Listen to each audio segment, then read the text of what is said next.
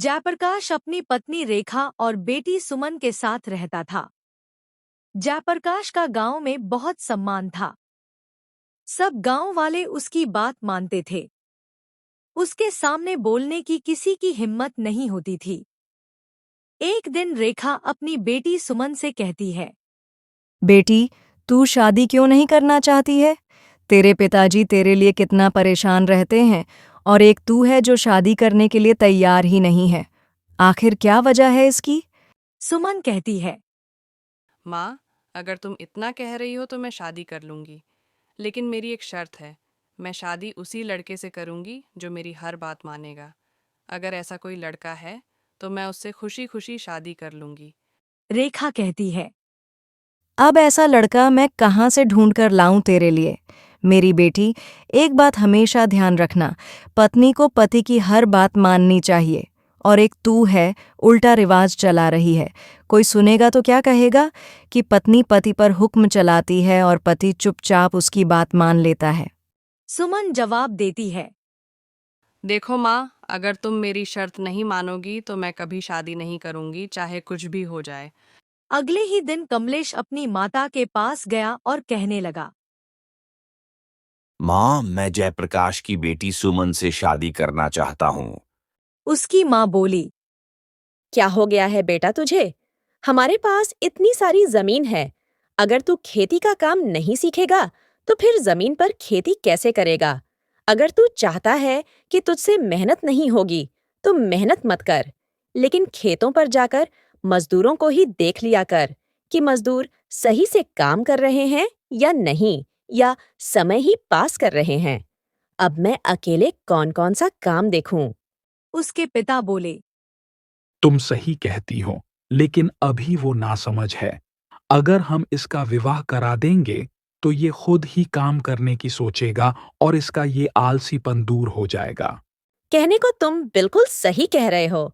तुम्हारी नजर में कोई लड़की है कमलेश के विवाह के लिए? वो जवाब देता है, हमारे गांव में जयप्रकाश जी रहते हैं। वो एक सम्मानित और अच्छे इंसान हैं। उनकी बेटी सुमन बहुत ही खूबसूरत और सुशील है। अच्छा, तुम जयप्रकाश की बेटी सुमन की बात कर रहे हो? अरे, जयप्रकाश तो बहुत ही अच्छा इंसान है। गांव के सभी लोग उसकी बहुत इज्जत करते हैं।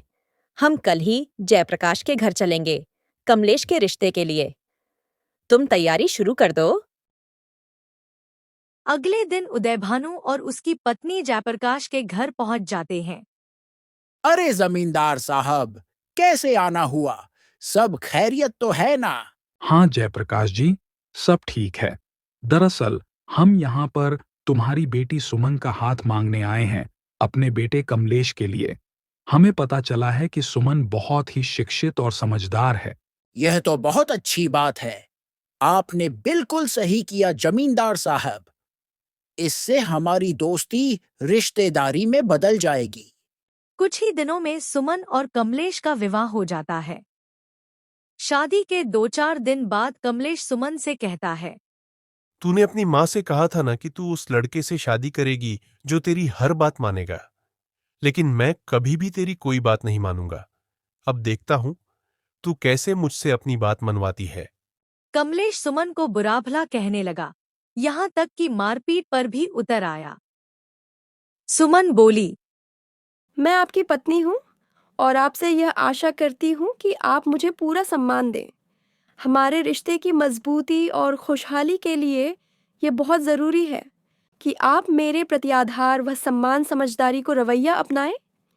यह केवल हमारे रिश्ते को बेहतर बनाएगा, बल्कि हमें मजबूत खुशहाल जोड़ी भी बनाएगा। फिर भी अगर आप मेरे साथ मारपीट करना ही चाहते हैं तो मैं आपको यह अधिकार तब दूंगी जब आप खुद मेहनत करके पैसे कमा कर लाओगे। अभी तो आप अपने पिता के धन पर ऐश कर रहे हैं। तुम्हें क्या लगता है मैं पैसे नहीं कमा सकता? तो फिर ठीक है, अब मैं तब तक घर में नहीं घुसूंगा जब तक खूब सारा धन न कमा लाऊं। कमलेश अपनी पत्नी से यह बात गुस्से में कह तो देता है, लेकिन बाद में सोचने लगता है, अरे, मैंने तो अपनी जिंदगी में कोई काम ही नहीं किया। ऐसे में मुझे क्या काम मिल सकता है जिसे मैं कर सकूं? एक काम करता हूं, सुरेश से मालूम करता हूं। उसने बहुत सी जगहों पर काम किया है। वो मुझे कोई ना कोई काम के बारे में जरूर बताएगा।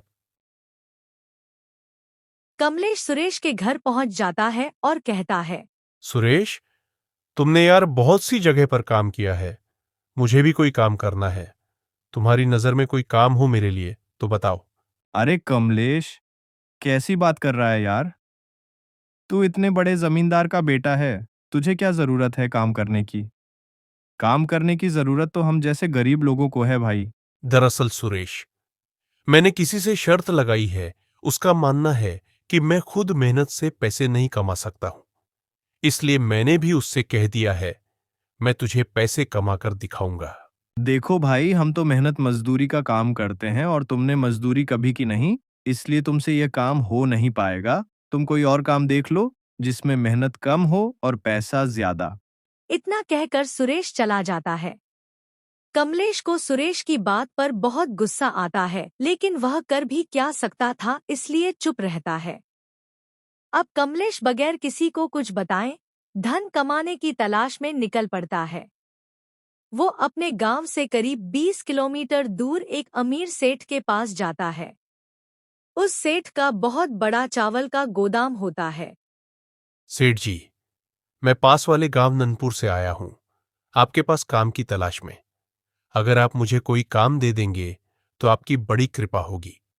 ननपुर में मेरा बहुत अच्छा मित्र है। उसका नाम उदय भानु जमींदार है। क्या तुम उनको जानते हो? जब कमलेश उदय भानु यानी अपने पिता का नाम सुनता है तो वो घबरा जाता है और सोचने लगता है, कहीं पिताजी को मालूम ना हो जाए कि मैं दूसरों के यहां मजदूरी करने आया हूं। अब मैं क्या करूं? अगर घर वापस गया तो सुमन से किया हुआ वादा कैसे पूरा होगा? अरे, जो होगा देखा जाएगा। अगर पिताजी को मालूम भी हो गया तो मैं उन्हें सब सच सच बता दूंगा। अरे भाई, किस सोच में डूब गए उदय भानु का नाम सुनकर? नहीं सेठ जी, किसी सोच में डूबा नहीं हूं। हाँ, मैं उदय भानु जमींदार को जानता हूं। विचारे बहुत ही ईमानदार और नेक दिल इंसान है। अब तो तुम्हें काम देना ही पड़ेगा। तुम मेरे मित्र के गांव से जो आए हो। देखो भाई, अगर तुम मेहनत और लगन से काम करोगे तो अच्छा पैसा कमाओगे। सेठ जी कमलेश को काम पर रख लेते हैं। जब कमलेश के पास अच्छा खासा धन हो जाता है तो वो अपने घर जाने की सोचने लगता है। फिर वो सेठ जी से कहता है, मैं सोच रहा था कि गांव जाकर बीवी बच्चों से मिलकर आओ। तुमने बिल्कुल सही सोचा कमलेश। बीवी बच्चों से भी मिलना बहुत जरूरी है। तुम कल गांव चले जाना और जल्दी से वापस आ जाना। कमलेश इकट्ठा किए हुए सारे पैसे लेकर अपने गांव की ओर निकल जाता है।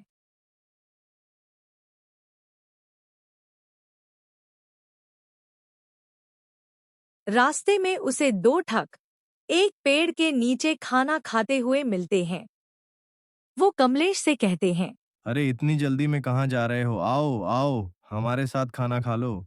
कमलेश को बहुत तेज भूख लगी होती है, इसलिए वो ठगों के कहने पर खाना खाने बैठ जाता है।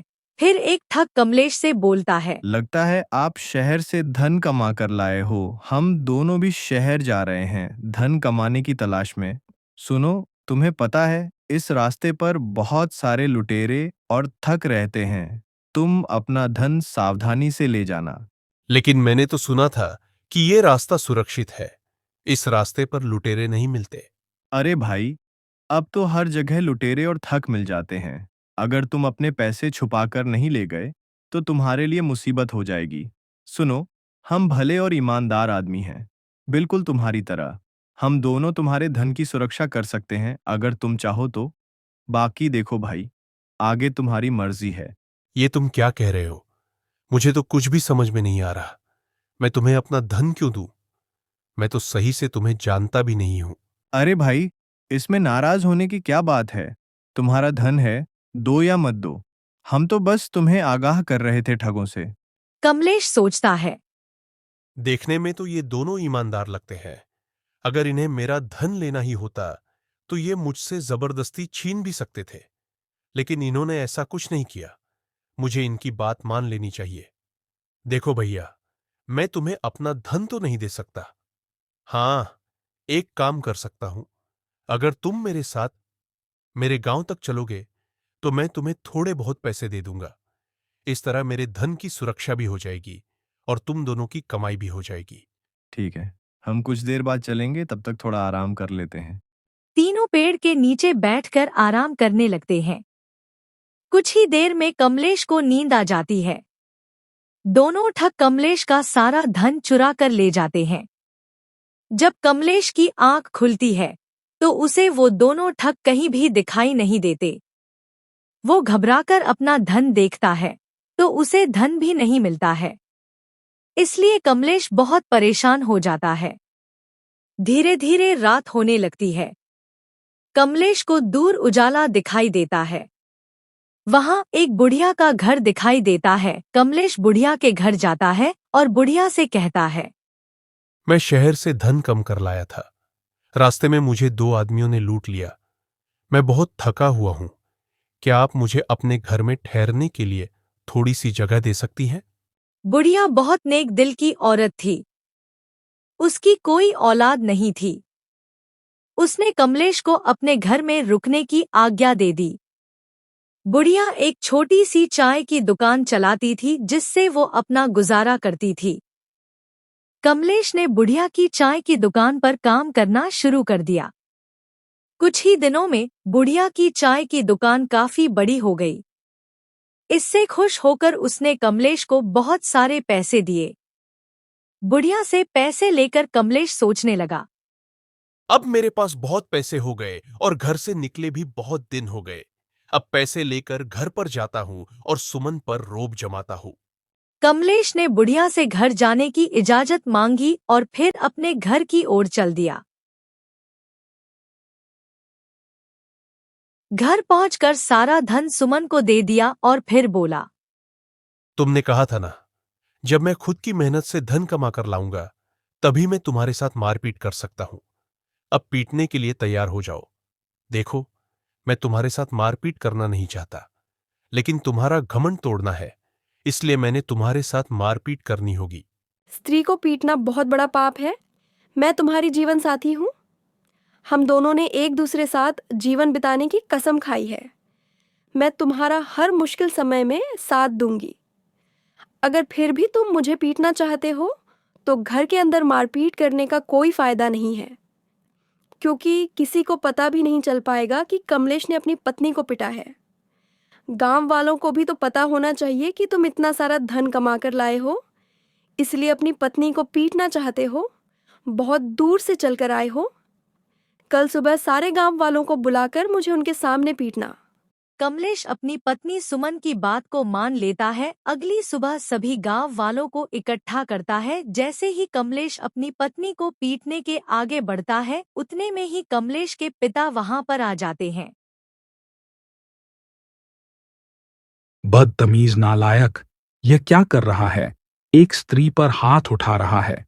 क्या तुमने शादी इसे पीटने के लिए की? जानता भी है, जिस दिन से तू गया है यह एक दिन भी चैन से नहीं सोई है। हर वक्त तेरी याद में रोती रहती थी, और एक तू है जो इस मासूम को पीटने के लिए तैयार है। कमलेश उसके पिताजी के सामने शर्मिंदा हो गया। उसके दिल में सुमन के लिए नफरत मिट गई थी। उसने अपनी गलती का एहसास हो गया था। अब वह सुमन से माफी मांगने लगता है और उसके पैरों में गिर जाता है। तुम्हारी जगह मेरे पैरों में नहीं, मेरे दिल में है। उसके बाद कमलेश ने कभी सुमन को कुछ नहीं कहा और उसकी हर बात मानने लगा।